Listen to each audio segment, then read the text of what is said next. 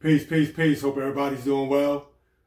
Today is January 17th, 2021, on the day of the sun or the Sunday.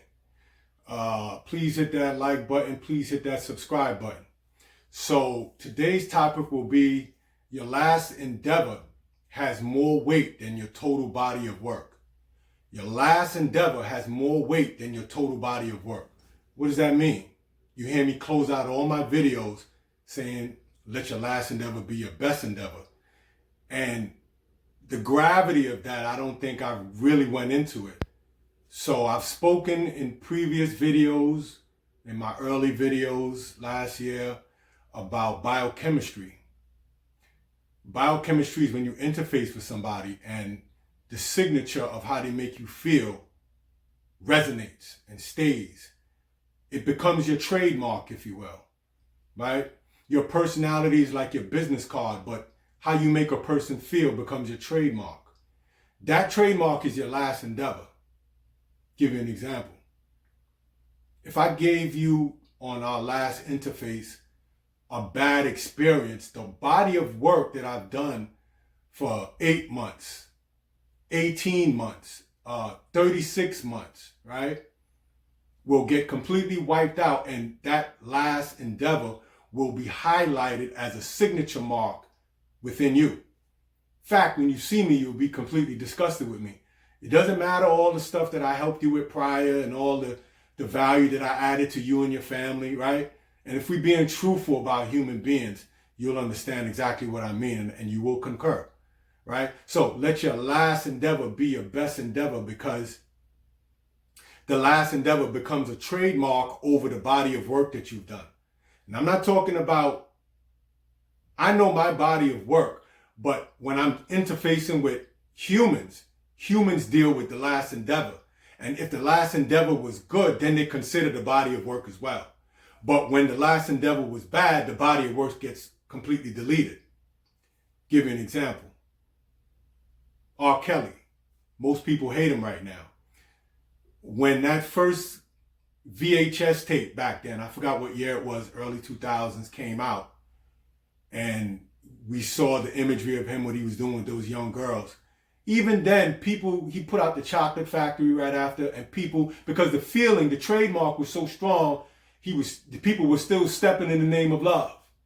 And they kind of overlooked his body of work. As time went on, and these endeavors kept popping up, it caught up to the body of work that made you ignore the trademark of what he did at that time, right? That was very offensive, especially in our community. Pedophilia, child molestation, underage molestation is very prevalent. This is coming out of chattel slavery, Jim Crow era, if you will. This is something that was being practiced back then, and now is very prevalent in our communities.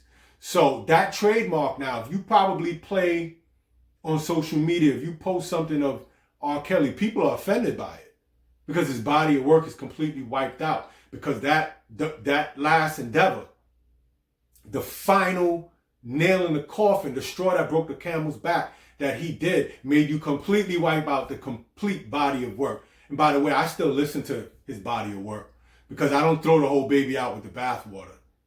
You understand? You eat the whole fish and you spit out the bones.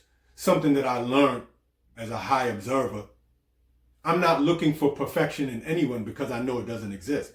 Why? Because it doesn't exist in me.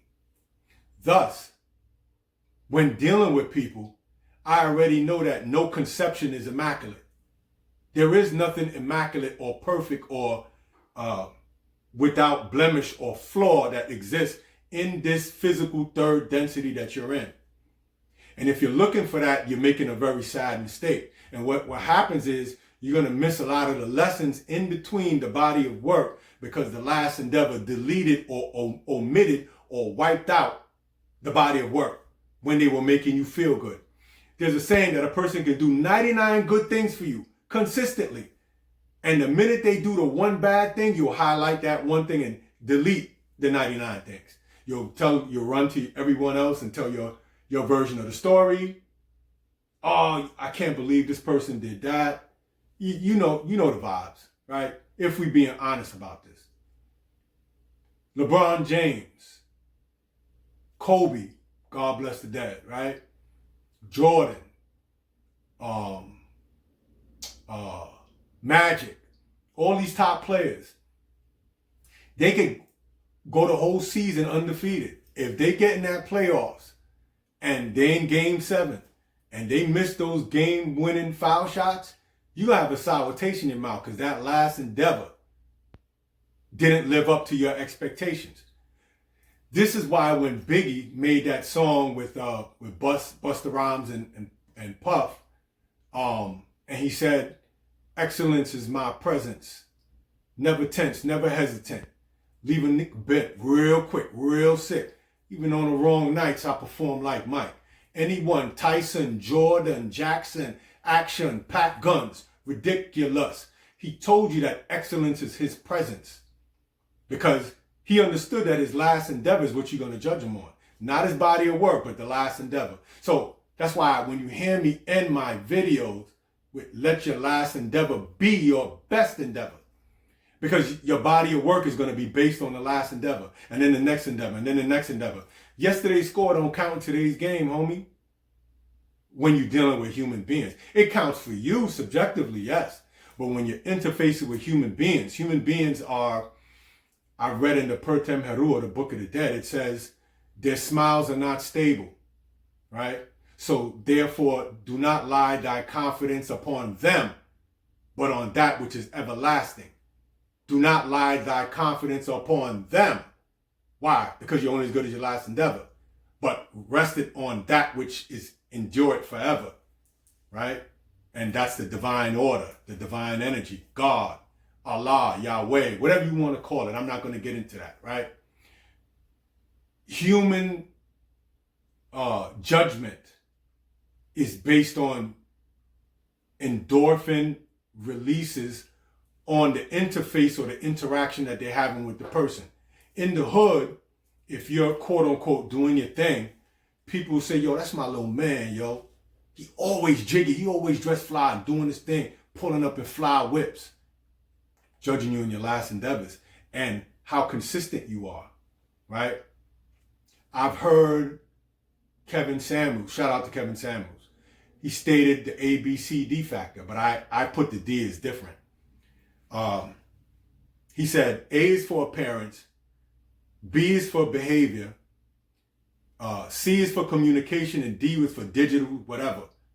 I put the D separate. I put A is for appearance, B for behavior, C for communication, D is for diligence. How diligent and consistent you are to keep the last endeavor being perceived by that observer who's rendering a feeling of based upon what you're doing. And that feeling is a trademark. That's your trademark. The personality that you bring is your business card, metaphorically speaking, when you're dealing with people as you interface with them, right? I've heard Nas say that the hearts of men and women change as time goes on, right? Especially if your last endeavors is not keeping up with what you've shown or demonstrated. If you follow me on social media, on Facebook, I always tell you what that demonstration be about. Because that's all you're being judged on, right? So let your walk be stronger than your talk, if you will. So you could talk after you do the walk, right? So it's very imperative to understand these things that, you know, this is how human beings are wired. And you just can't get around these things.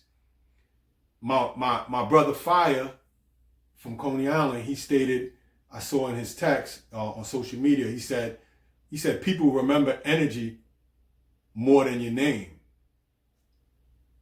You can't fight that. Like, I'm bad with names, but I'm good with energy. The minute I spot you, the electrons fire through the neurons in me and a feeling resonates about you. I don't even know why. But my body, this avatar, is holding on to that last endeavor that we had. It happens so quick, and everyone is built like that. This is where biochemistry, we are biochemical beings. We are chemical beings, the bio, the avatar, the body, the vehicle, as it's interpreting the interface or the interaction with the other observer that's giving them a demonstration. And if you're not consistent with it, people are going to let you know about that. And it's going to affect how they deal with you. You just can't get around that. Right? So, let your last endeavor be your best endeavor. And your last endeavor has more weight than your total body of work. Getting back to that back there in the background. Your last endeavor has more weight than your total body of work to the other person, not to you. Because you're going to make mistakes. This is already known. But to other people that you're dealing with, your last endeavor has more weight than your total body of work. So, when I was following the Nubian community in the 90s, Malachi Z. York, he was popping till he got that pedophilia charge. I think it was down in Atlanta, right? And people threw him under a bus. They said, "Oh, he's a horrible teacher." And I wasn't there, and maybe he did it, maybe he didn't. I did not do it. I'm not too sure, but I didn't throw the whole baby out with the bathwater. If he did that, that's not forgivable. However, I still hold on to the body of work. The body of work is still valid. Don't throw the whole baby out with the bathwater. So now when you have family-ships, relationships, friendships, acquaintanceships, co-workerships, these relationships, to be is to be related. The being is the relatable one, and is doing it through the avatar. And this body is a regulatory system, right? So I'm not going to disregard the whole body of work because that person made a mistake. You condemn the mistake, yes. But the whole body of work, if there's meat there, I need that meat. That's just how I work. So you're going to have people that you rock with and you don't rock with them no more. What I think that the incorrect thing to do is to hold on to whatever the mishap was and to completely disregard the good times when things was popping. There's so many people that I've seen rocking 8 to 12 years and, they're like shadows. You see one, you see the other. And then you run into one of them one day and you be like, "Yo, what happened to such and such?" And they start going in. You know what I'm talking about. They highlight whatever the mishap was. But when we was in the club back in the early 2000s and 90s, you wasn't saying that. Correct me if I'm wrong. What happened to that body of work? Do you really think? See, and this is why I tell people that I don't trust nobody, right? Because the minute I say I trust you, I put an expectation on you. I put an expectation that the idea that I have of you, you must continuously demonstrate that to me. And it's pretty much impossible for you to do that over 5 years, 15 years, 25 years, 30. There's going to be a time when you slip up. So now, do I take that one mistake and highlight that and get rid of the whole body of work and throw you completely under a bus? Or do I tell the whole story? Tell the whole story. Don't just highlight the bad disdain that you have for them in that one moment. Tell the whole body of work. Tell them how they was there for you through hard times, financially, emotionally, psychologically. Tell that, right? I think it's a disservice when you highlight one thing, and we're very much like that as human beings.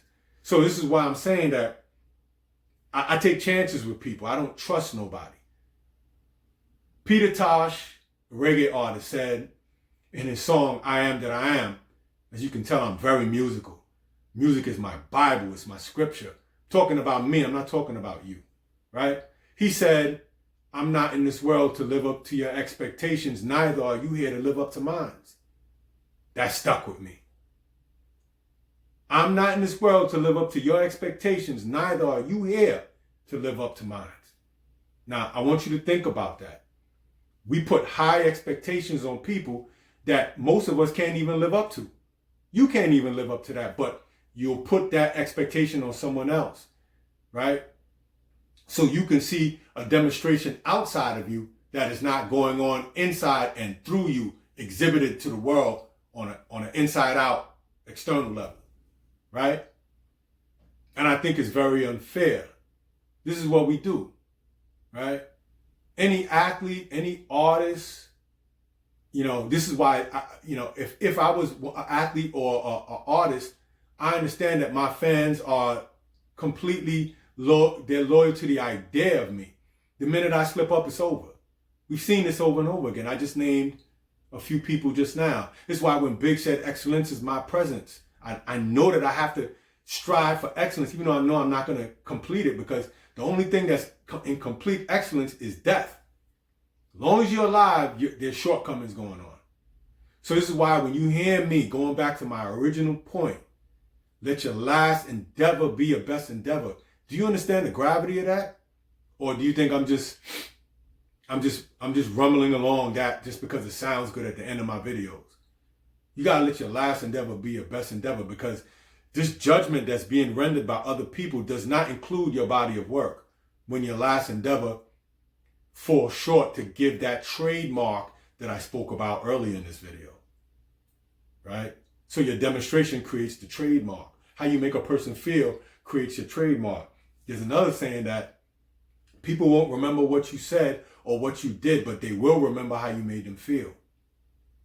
They will remember how you made them feel. That's your trademark. If I give you another example, if I have 5 baby mothers, God forbid, right? Which I only have one, and I don't call her my baby mom. That's the mother of my son. I have to give respect to her because I'm the one who fatted her. So with that being said, you got to keep these things in mind as far as how you render these judgments. So if I have 5, 6 baby mothers, every one of them, let's say I do right by 4 of them. Let's say I have 5 baby mothers. I do right by 4 of them. I do right by 3 of them, and 2 of them I don't do right. The 3 are going to give a great description to everybody about me. Oh, he's a great dad. He's this, that, and the third. 2 of them are going to give a terrible judgment of me. I'm the same person. It's just one me. How is 3 of them saying one thing and 2 of them saying another? Because it's based on my last endeavor. So that now becomes the trademark. But I can't have different trademarks from 2 people versus 3 people that are in my life. It's only one me. But they're all interpreting how I made them feel. So the 2 that I fell short, I didn't come through with what I was supposed to do. The daycare money, camp money, I was supposed to get them something for their birthday, whatever. But the 3 over here, I had that bread. Especially for men. Men are judged on how we can provide, what you can produce. We don't get that pass just for showing up. That's just the way the world works. Men must produce, right? There's a saying that, women and children are loved unconditionally, but men are loved unconditionally. You have to produce, right? This is just the facts of life. I don't, for instance, what I do for my son, I know I'm a good father to my son, but I don't get no points for that. I'm supposed to do that, right? What we have is a mediocrity culture here where you get credit for doing basic stuff. I'm supposed to be a good father to my son. I'm supposed to be a good friend to my what I call my friend or somebody in my tribe. That's what I'm supposed to do. Now, what I'm not supposed to do is add value to people who are not in my immediate circle. People that I might work with that are not in my immediate tribe. People that I live around in my community. People that go to my barbershop. I know them through that, but they're not directly in my tribe. But I still give them my time as if they were. I am not supposed to do that, but I go and I add value to their psyche, to their POV or their point of view, and I give them catalysts. I give them valuable points, valuable perceptions, valuable concepts that they can put in their toolbox and pull out and be able to manifest or use that in this third density in real time. I'm not supposed to do that. I get credit for that. How do you rank yourself? Do you rank yourself on mediocrity, or do you rank yourself on being a mentor to people that you don't got no business mentoring? Right? Because I'm a mentor to a lot of people. This is what I do. Because I didn't have a father underneath my roof, even though my dad did do a good job to the best of his ability when I went to visit him. However, having a dad under your roof is a totally different story. It's a totally different story, which is why I made sure I stayed in my son's life completely till he was 16. Because I knew what that was like. So the streets, all the OGs in the streets that raised me, what I did was, they weren't perfect, but I extrapolated all their strengths and I incorporated it into this being. Here go another quote. 1999, Nas says, I'm like all races combined in one man, like the 99 Summer Jam. So I'm all the schools of thoughts combined in one man. I'm all the OGs combined in one man. I'm different concepts. I'm different ideological views. I'm all the religions combined in one man. While there's a saying, observe but don't absorb. See, I can observe these things, take what I need to meet, but I don't absorb any of these things. I don't have to. Right? All I have to do is be a high observer and a critical thinker, reign supreme all day. It'll beat anything out here. You know, and I say that respectively because I'm battle tested. I'm not just somebody who's talking. I'm not just somebody who's, you know, on social media typing behind a keyboard. I do that, but I do this in real time. You know, you got to know what your talent and your gift is. I know what my gift is. I know how to public speak. I have different skill sets, right? Then there's certain things that I'm not good at, right? And those things I have to work on. What I'm not good at, somebody else in my tribe is. So when we form like Voltron, and it pays in dividends. So this is why these last endeavors, and excellence being your presence, when you step into a room, when you step into an arena, people look to see how you're received in rooms of your peers, if you will. How much influence do you have? And true wealth is when you have something that money can't buy. Yeah, you need money to make overall purchases, food, clothing, shelter, things that you want, things that you need. But certain things like critical thinking is not for sale. You can't buy that with no money, right? High observation is not for sale, right? So with all that being said, I'm going to end here. I just wanted to build on that point. You know, your last endeavor has more weight than your total body of work with other people, not with you. Your body of work is you. You know what your body of work is. But when you're interfacing with other people, family, friends, acquaintances, whatever, you're only as good as your last endeavor. Yesterday's score does not count in today's game, homie. Fam, bam, whichever way you want it. You know what I'm saying? So with all that being said, let your last endeavor be your best endeavor. I repeat, let your last endeavor be your best endeavor. Salute.